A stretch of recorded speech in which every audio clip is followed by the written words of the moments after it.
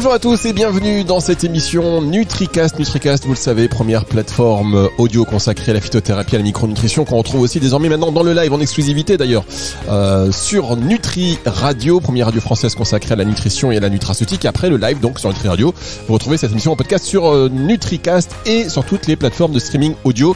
Vous le savez, on aime parler du secteur de la nutraceutique avec tous les acteurs qui font cette industrie. Et alors aujourd'hui, c'est une émission un peu particulière parce que si vous êtes de fidèles auditeurs de Nutri Radio, vous savez, on a une émission qui s'appelle Nutractu et qui tous les mois parle un peu des chiffres, chaque semaine, décrypte l'actualité de la nutraceutique. Et chaque mois, dans cette émission, nous avons une spéciale chiffre avec Nicolas Grelot d'Open Health qui nous donne un peu les chiffres du marché, des ventes de produits nutraceutiques en officine. Alors c'est vrai que ça fait plusieurs mois que les chiffres sont bons et puis on a eu quelques retours en disant oui, les chiffres sont bons en produits bio, dans les magasins bio. C'est un petit peu la catastrophe. Alors il était temps d'évoquer cette question particulièrement et nous sommes heureux également aujourd'hui d'être avec Adrien Wetzmen de l'agence Good qui va nous parler pour l'outil BioAnalytics. On va revenir justement sur ces chiffres du bio. On va parler de tout ça librement ensemble tous les trois avec vous. Donc Nicolas, bonjour Nicolas et bonjour Adrien. Bonjour à tous. Donc bonjour Fabrice. Merci d'avoir répondu présent à cette invitation pour une émission vraiment très spéciale sur NutriCast et sur Nutri Radio. Donc pour parler de cette crise du bio, on va évoquer en quoi elle touche le secteur de la nutraceutique puisque c'est ce qu'on nous a dit. Oui, effectivement, les chiffres en pharmacie sont bons et dans les magasins bio, c'est pas le cas. Nicolas, vous vous rappelez un petit peu de ces émissions qu'on a fait là chaque mois qui disaient que en pharmacie, c'est plutôt bien. Exactement, on a évoqué il y a encore quelques semaines la tendance du mois d'octobre qui était un mois de forte croissance. On avait communiqué une croissance de l'ordre de 15% en pharmacie. On avait rappelé que la pharmacie était un centre de distribution majeur pour les produits de nutraceutiques, mais n'était pas un monopole de la distribution de ces produits. Et c'est l'occasion, je crois, aujourd'hui de mettre un petit peu tout ça en perspective et puis d'étudier en détail un nouveau canal qui est le canal du bio, qui n'est pas nouveau historiquement, mais qui est un sujet d'intérêt avec des tendances qui sont là très très différentes de ce qu'on a en pharmacie. Bien, alors vous avez raison de le rappeler, le circuit prioritaire et le plus important de la nutraceutique, donc des compléments alimentaires, le circuit de distribution le plus important, c'est donc la pharmacie. Au-delà de ça, il y a d'autres circuits comme le magasin bio qui, lui, se porte plutôt pas terriblement. C'est bien cela, Adrien? Oui, tout à fait. Pour se donner une idée, le global du marché de la nutraceutique en réseau spécialisé bio, donc les magasins type Biocop, Naturalia, Bio C'est Bon, c'est actuellement 200 millions d'euros de chiffre d'affaires sur les 12 derniers mois, donc à fin octobre 2022. Pour se donner aussi une petite idée, quand on était en 2019, on était sur un marché à 230 millions d'euros. Donc on a perdu déjà 30 millions d'euros en valeur. Et si jamais on regarde l'évolution sur les 12 derniers mois versus la période précédente, on est à moins 14%.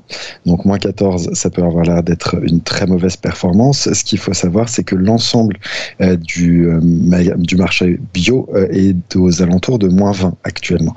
Donc c'est une meilleure performance que le marché sur lequel il se trouve. Néanmoins, sur ce canal de distribution, c'est assez inédit d'avoir un moins 14. Si jamais on rentre après un petit peu dans le détail sur la répartition, on voit que c'est un marché qui a plusieurs spécificités.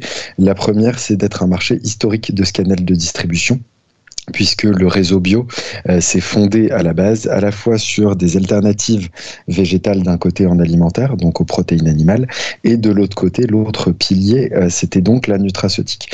Si on reprend un petit peu l'historique de La Vie Claire, par exemple, c'est le fondement même du réseau La Vie Claire qui était autour de la nutraceutique et effectivement du fait de complémenter son alimentation avec des nouveaux ingrédients.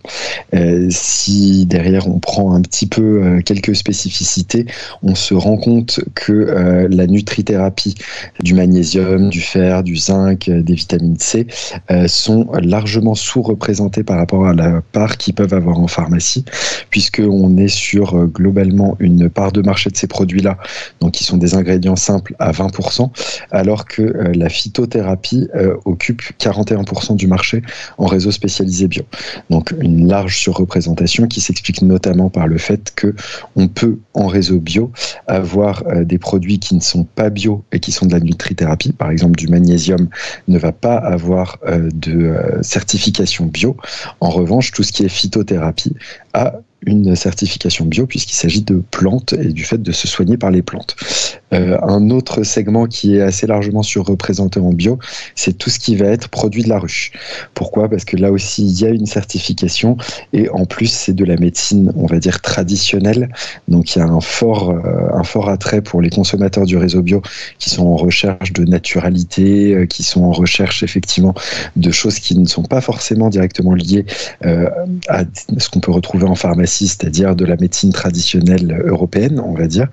Et ça explique donc que tous les produits de la ruche aient un fort intérêt pour les consommateurs en réseau bio.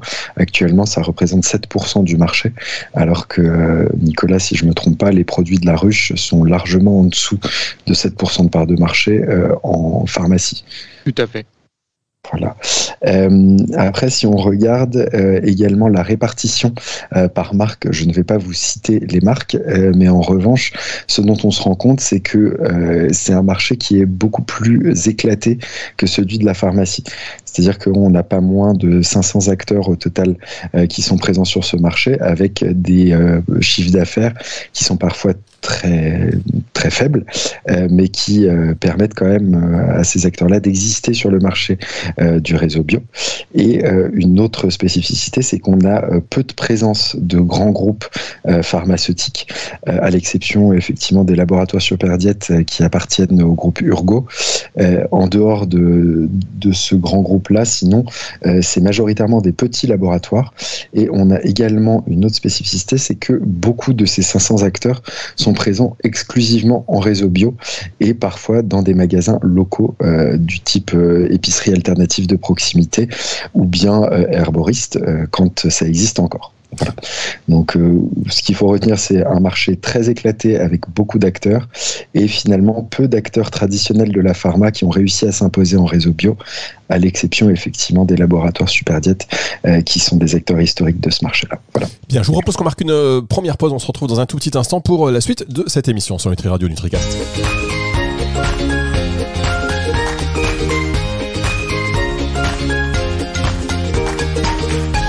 NutriCast, une émission consacrée à la crise du bio aujourd'hui. Merci pour cette introduction assez claire, Adrien Wetzmann, donc de l'agence Good, avec cet outil, un BioAnalytics. Vous avez tous les chiffres du secteur de la bio, vente de nutraceutiques notamment, c'est ce qui nous intéresse.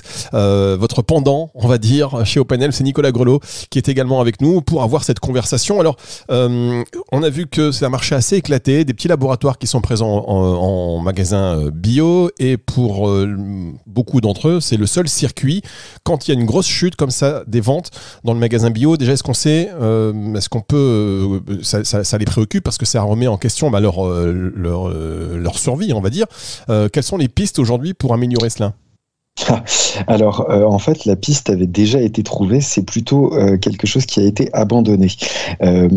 Jusqu'à 2018, on avait une forte présence de naturopathes en magasin bio qui permettait d'apporter du conseil qu'on retrouve par ailleurs en pharmacie. Si jamais vous êtes à la recherche effectivement de nutraceutiques, vous pouvez vous tourner vers votre pharmacien et s'il a un minimum de connaissances, il va vous renseigner et vous dire quel produit prendre. Le problème du magasin bio actuellement, c'est que vous n'avez plus de conseils en magasin bio. Donc, les consommateurs qui découvrent la nutraceutique à travers le réseau bio n'ont pas de conseils. Ce qui veut dire des actes d'achat beaucoup plus compliqués puisque vous n'avez personne pour vous guider à travers ce processus d'achat. Donc ça, c'est le premier élément.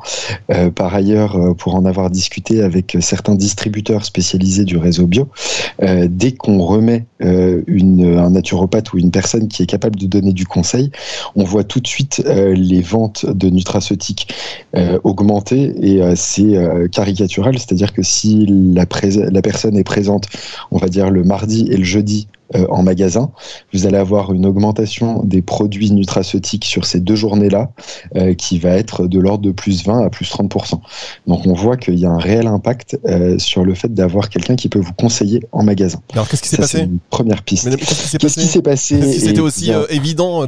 C'est comme si vous avez des commerciaux un peu partout en France, et hop, on rentre à la maison, les mecs. Exactement, c'est un peu ça qui s'est passé. Il y a eu un double phénomène. Le premier, c'est que il y a eu effectivement une envie de rejoindre un petit peu le modèle de la GMS, c'est-à-dire d'avoir du personnel en magasin qui soit polyvalent, qui puisse à la fois faire de la mise en rayon, de la caisse et éventuellement du conseil. Mais du coup, la qualité du conseil a largement baissé. Donc ça a été le premier souci. Et puis après, le second problème, c'était le coût, puisque en 2018-2019, avant la crise du Covid, on était sur un marché qui était en tendance stable, c'est-à-dire qu'il n'y avait plus de progression. Donc, il y a eu une réduction des coûts fixes. Qui dit réduction des coûts fixes dit cette personne qui venait 2 à 3 jours par semaine en magasin pour donner du conseil sur les compléments alimentaires en général n'est plus présente. Donc, derrière, il y a eu une baisse de ce marché-là, et on a vu les effets arriver assez vite. Pour avoir fait une étude consommateur sur le sujet, on a vu aussi que les actes d'intention d'achat, quand il n'y avait personne pour donner du conseil, étaient pratiquement divisés par 2. Donc voilà, ça s'explique assez vite, et on voit aussi qu'il y a un report de ces ventes sur 2 canaux, à la fois la pharmacie, où vous avez du conseil, mais aussi sur Internet. Pourquoi ? Parce que sur Internet, vous avez des fiches détaillées de produits, on vous indique exactement quels sont les bénéfices du produit, et en plus, il y a généralement un avantage financier à acheter sur Internet, puisque les produits sont généralement moins chers, et donc quand vous êtes un consommateur qui découvre la nutraceutique et que vous allez sur Internet, vous avez des guides, vous avez de quoi un peu vous aider dans votre parcours de recherche en fonction du problème ciblé, et derrière, vous avez une offre qui est un peu plus intéressante, puisqu'on n'a pas de distribution physique, donc pas tous les coûts qui y sont liés. Et alors, c'était des naturopathes qui étaient salariés de ces magasins bio, ou c'était plutôt des indépendants qui venaient en plus de manière un peu en indépendant, quoi, enfin chef d'entreprise? Il y avait les 2 systèmes, c'est-à-dire qu'en fonction de l'enseigne, il y avait des enseignes qui avaient effectivement pris en salarié, par exemple à mi-temps, des naturopathes qui pouvaient aider aussi bien sur la nutraceutique que parfois sur le rayon hygiène et soins cosmétiques. Et par ailleurs, on avait également des indépendants dans d'autres enseignes qui étaient là du coup généralement un peu moins régulièrement, mais si c'était des magasins de proximité qui communiquaient bien avec leurs clients, généralement il y avait un jour particulier où il y avait donc cette personne qui faisait de la naturopathie et qui pouvait conseiller sur la nutraceutique qui était présent, et donc c'était le jour où les consommateurs venaient pour choisir ces produits-là. Aujourd'hui, il y a un problème aussi de proximité dans les magasins bio, puisque comme le personnel change beaucoup plus souvent, ils ont un rapport moins direct avec leur clientèle, et donc ce type d'information passe aussi beaucoup moins bien. D'accord. Nicolas, une réaction à ce que vient de dire Adrien ? Ce que je trouve très intéressant et finalement valorisant pour le marché de la nutraceutique, c'est que le conseil est quelque part une valeur associée à ces produits. Autrement dit, que la nutraceutique répond à des vrais besoins des consommateurs, des patients, des vrais besoins de santé, répond à des aspirations, et quand le conseil n'est pas organisé finalement sur le point de vente, il peut y avoir justement ces phénomènes que décrivait Adrien. Alors aujourd'hui en pharmacie, on ne sait pas mesurer quantitativement on va dire cet afflux, ce surplus provenant de la défection, on va dire du circuit bio, mais on peut dire de manière assez raisonnable qu'il y a aujourd'hui un certain nombre de consommateurs qui se sont probablement détournés du circuit bio pour revenir en pharmacie pour ce type de produit, pour justement y trouver un conseil associé. Moi, je pense que ça, c'est l'élément le plus marquant. Le deuxième élément que je trouvais intéressant, En comparaison, c'est cet éclatement, finalement, cette hyper-atomisation de l'offre. Adrien parlait de 500 acteurs. Juste pour vous donner un ordre de grandeur, en pharmacie, vous avez 280 acteurs sur le marché de la nutraceutique et vous avez 10 acteurs qui concentrent 45% du volume. Donc, on est effectivement sur une offre qui est beaucoup, beaucoup plus concentrée aujourd'hui que ne l'est le circuit bio. Voilà un petit peu les deux remarques de commentaires sur cette dernier échange. Bien, on va marquer une dernière pause et on se retrouve tout de suite pour la suite et la fin de cette émission.